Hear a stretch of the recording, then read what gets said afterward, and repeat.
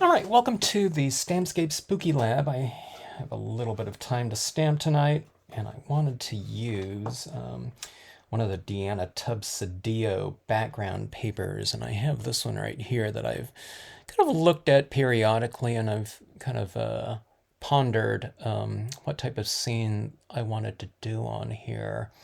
Okay, now I'm going to use this. It could be interpreted in many different ways. I definitely see these as background mountains, and I look at her background papers from all different angles, but I also consider things like reflection cards or vellum cards. You know, vellum you can put right over the top of it, and you can put other imagery right over the top of it and white it out in the background so it could stand out against things like darker backgrounds. So you can utilize these background papers in many different ways. But okay, I'm going to see this one as these are like pond, I don't know, shoreline types of reeds, and then you have this kind of reflection going down into this area. So I'm going to use it as water. Doesn't have to be, but for my purposes here, that's what I want to do.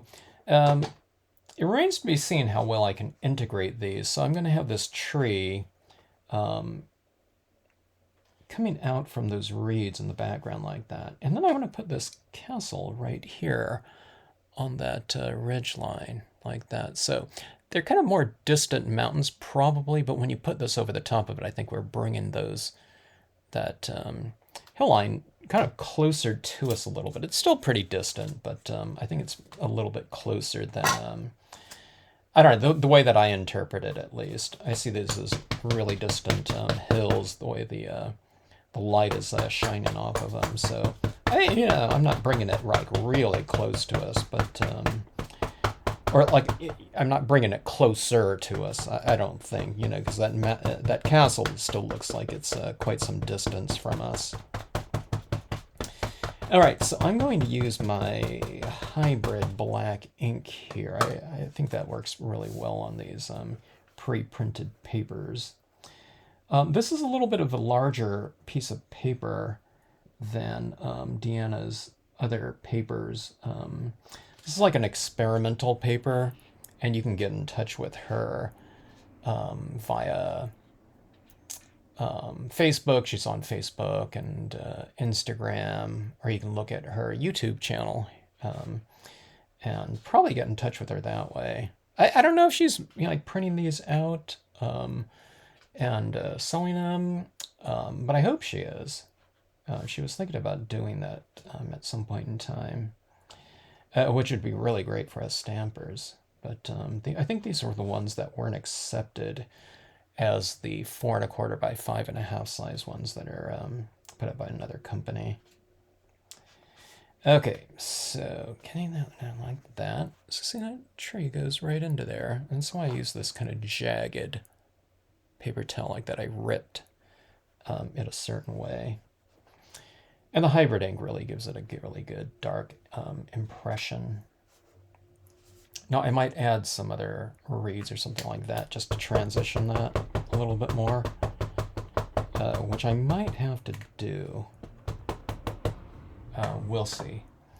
Okay, I'm going to wipe off some of this base of this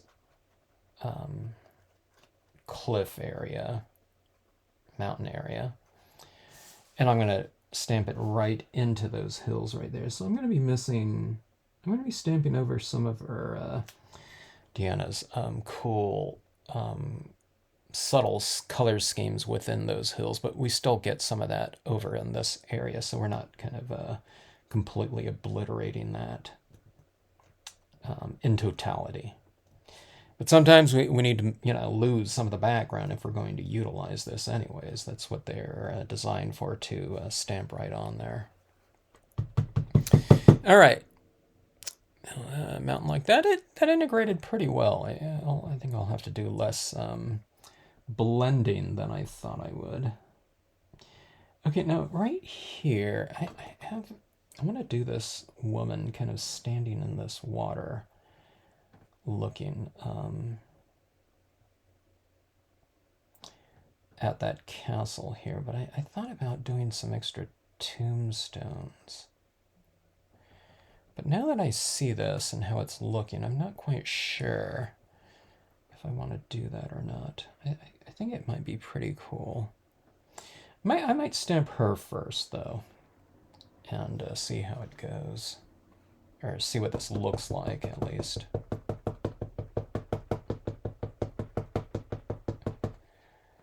Okay, so I'm going to wipe off some of this dress right here.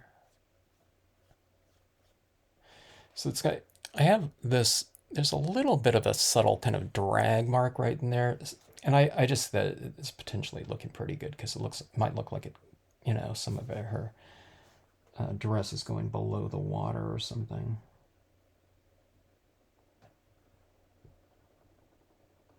As opposed to just doing a hard removal of a, you know, horizontal hard line removal of ink. Yeah, like that. So she's going to be kind of right in the water. And well, there's some kind of water side type of thing right in here.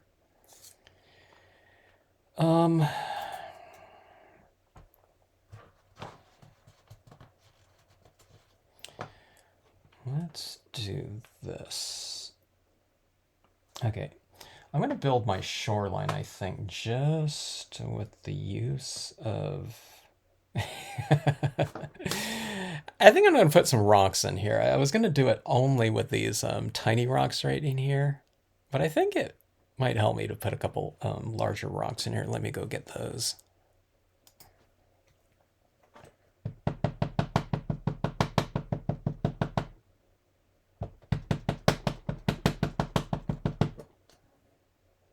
I have this rock row here, and that'll give me a little bit of a head start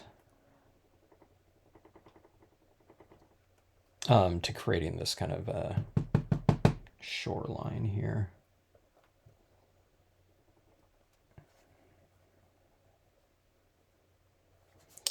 We'll do that, and I was thinking and debating on whether or not I'd use the larger one, but looking at that now, I think some larger ones right in here would be good.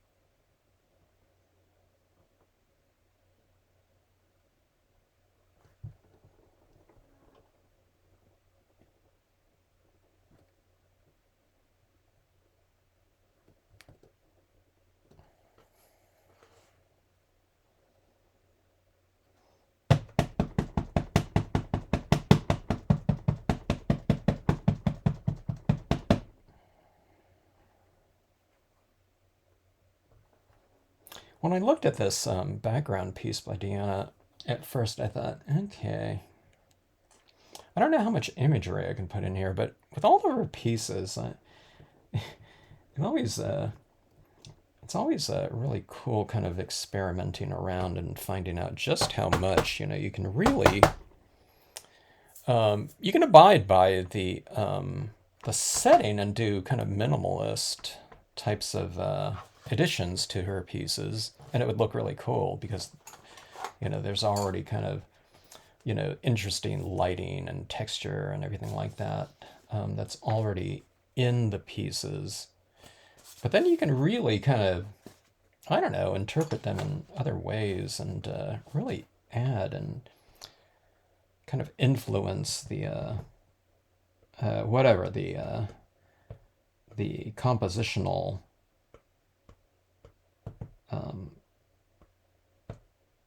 structure of a piece quite a bit.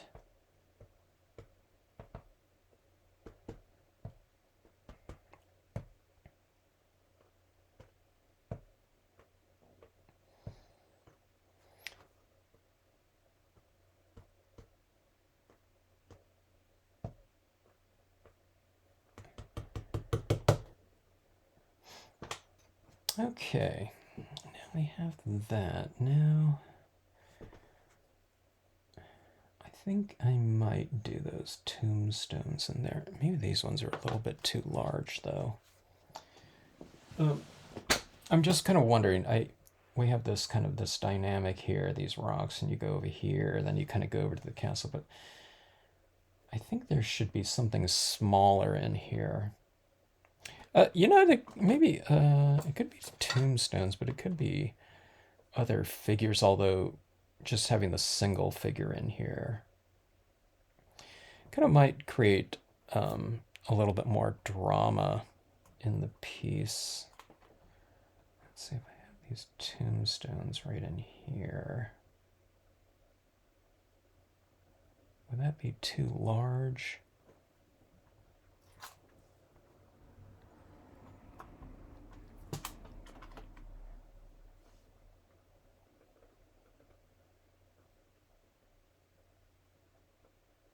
Let's go for these small ones right here. I was thinking they almost might be too small. I'm not sure if people are going to see them as recognizable, but I think it'd be okay.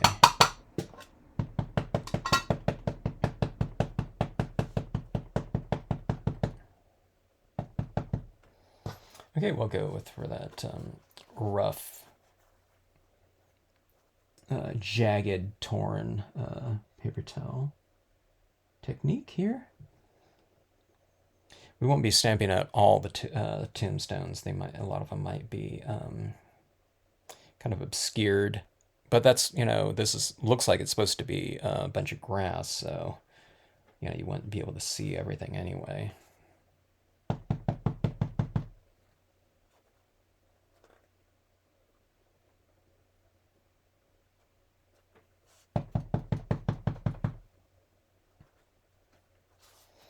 I need 2 masks here.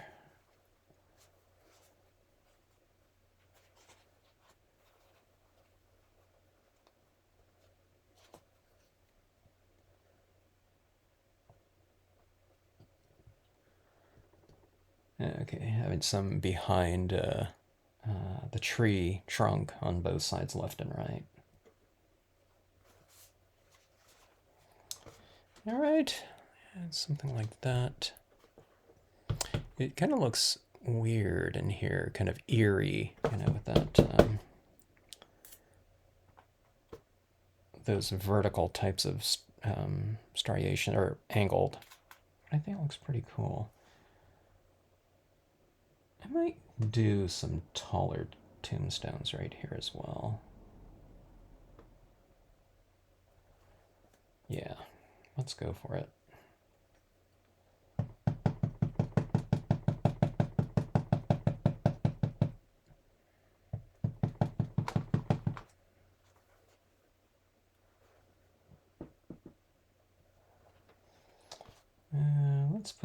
Let's do a little bit of a jagged edge.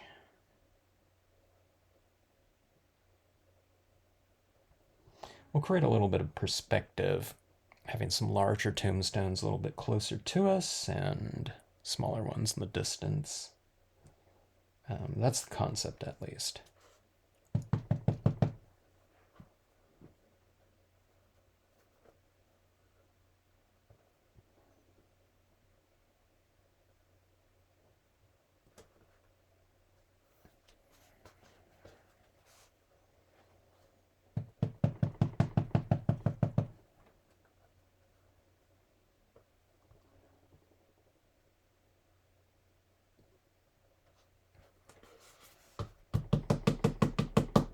All right.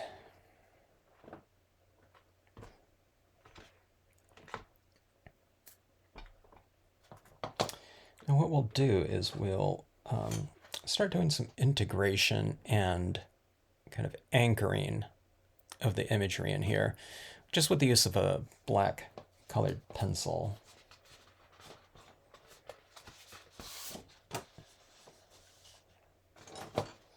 All right, so I'm going to have the lighting coming from this general area. I mean, it's right in the sky, but I covered up the lightest area right up there. But we'll still kind of abide by that kind of directional, .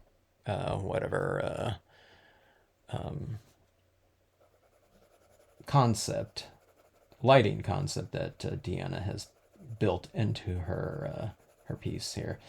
Okay, so what I'm doing right here is I'm trying to transition this black impression into this purple one a little bit more than it is inherently.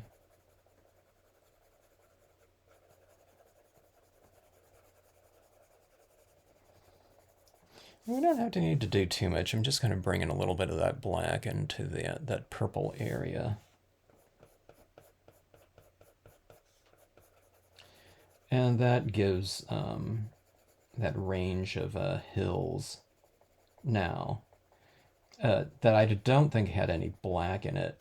It gives it something in common with the stamped imagery in it. So I'm not really doing black down in here, but it's like a dark gray.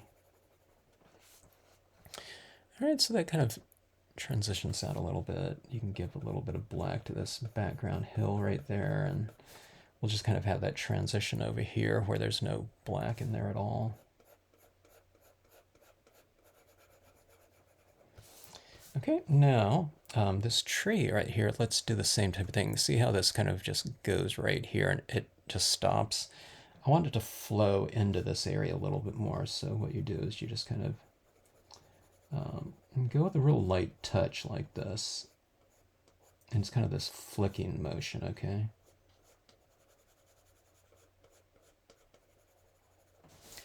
And then we'll create a little bit of a shadow, like a base shadow. Just like we've done in this area. In this area you can go a little bit darker because, you know, that purple's pretty dark. But this area right in here is really light with that yellow, so I'm not going to go too dark. I mean, I could go darker. I'm gonna start not dark, you know, just it's maybe like a 30% gray or something like that. And you can do the same thing. You can follow suit with a lot of these different tombstones in here.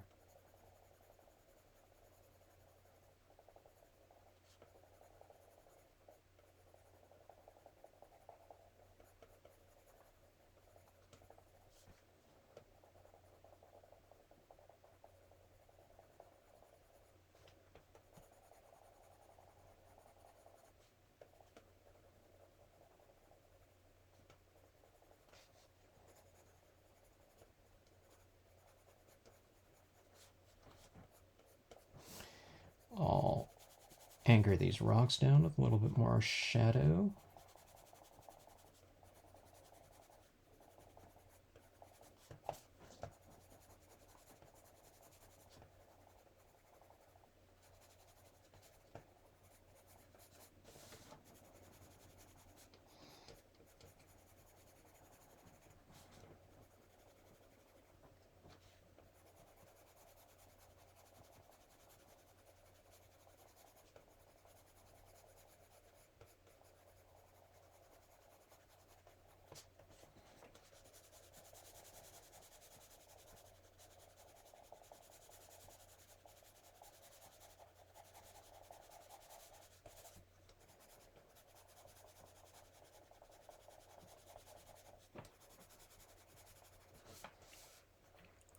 Okay, now the most important shadow, cast shadow,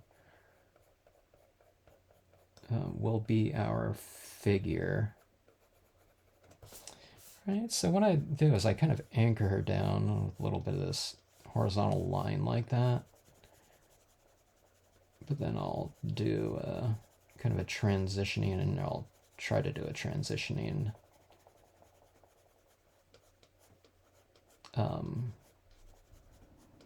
shadow at a little bit of an angle from where she stands in the water.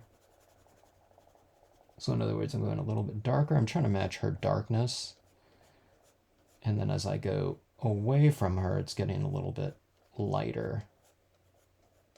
And I'll try to add in these little striations. I want her to be kind of in calm standing water, but having a few of these little striations is probably a good idea.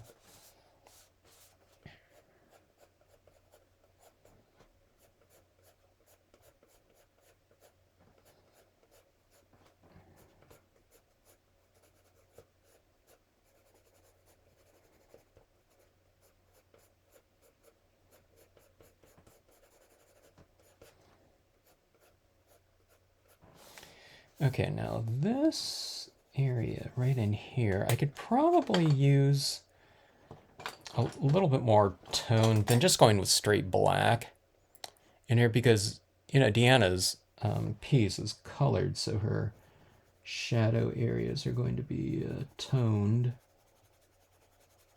Well, I mean, her background is toned, so it stands to reason that some of these shadows would be, you know, carry on that tonal range, like some of these tombstones. You can even color kind of a greenish tinge or something if you want to. But this, having a little bit of color to your grayscale kind of applications, or mine, it's probably a good idea. It would probably integrate the scenery with the background a little bit better. So I'll stick with her, you know, her color scheme in here.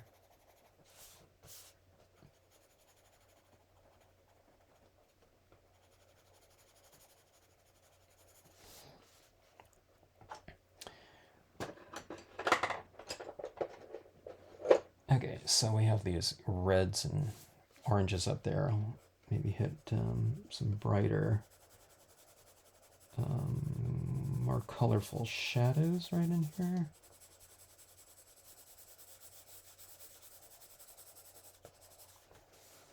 Like that, just, you know, because I'm designating this as, you know, this reflective water, so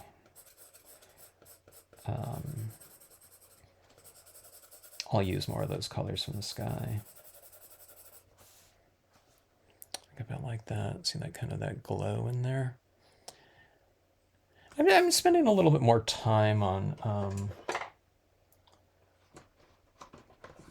some of the shading here because I don't think I can go in here. I don't think, I guess I never say never, but I don't know if I would use white in here as little misty clouds because there isn't anything white in here unless I add something lighter and white in there, like a moon from coming out from behind the castle.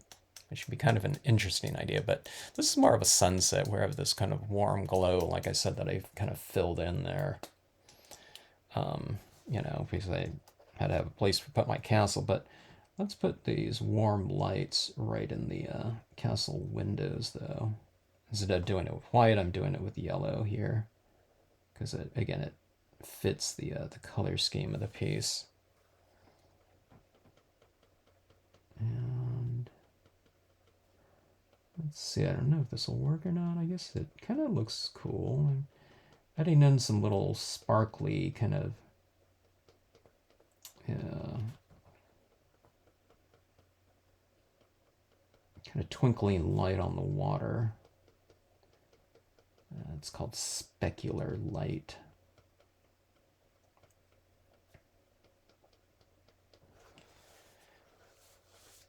And let's put a little bit of some highlights, maybe.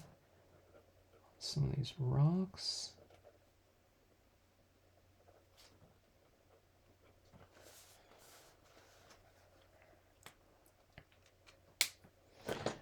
Let me see if I can do anything with this white pastel pencil. The white pastel pencil,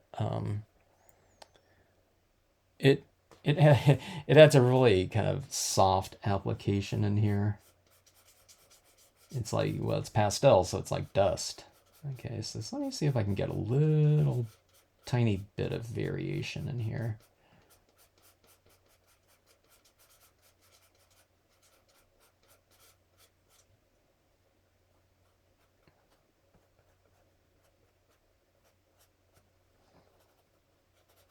If I add this down here, if I don't like it, I can always erase it. You know, it's just charcoal. You take a pencil and, you know, get that right off of there. But see, you can add in these real soft applications where it doesn't look, you know, like super white or anything. You can just put like a small application of it where the color underneath is showing through it. Now that I'm using this pastel pencil, it'd be a good idea if I spray seal this after I'm finished, though, with a spray fixative. If you don't have that, you can use, if you have it, like some hairspray or something like that, just to lock down that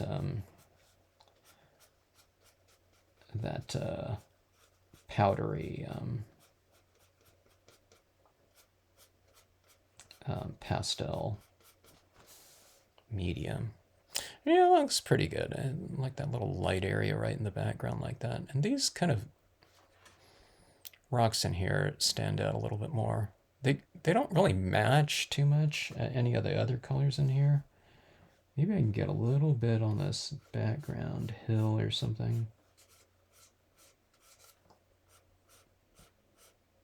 It's kind of, I don't know, it kind of makes sense to use a pastel pencil. I think Deanna created this with the use of pastels, so you go through all these other mediums and on here, and you know, and it kind of takes it full circle to finish off with a little bit of pastel on here.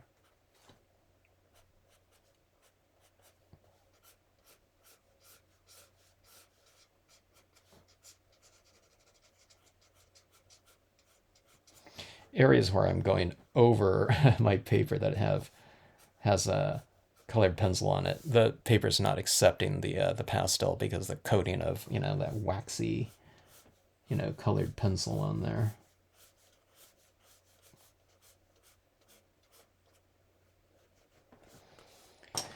Okay, I think that should do it. I'm gonna give her, now she's stamped out kind of like in a 90% gray, I mean, which is fine.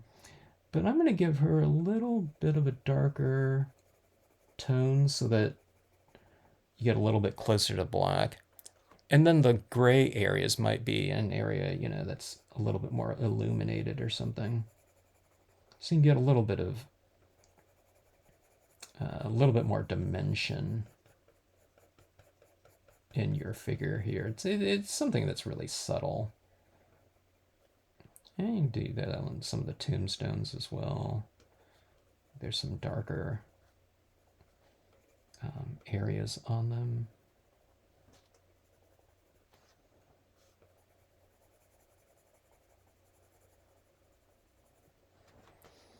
All right. So that is one of the, I don't know if I consider this like a super quick scene. I was like really having fun with all these shadow, whatever, enhancements, adjustments, tweaks, whatever you want to call it. But just not having to do all that background in there. If you're kind of short on time, starting off with an existing background that already has certainly a level of excitement to it, is really fun to do.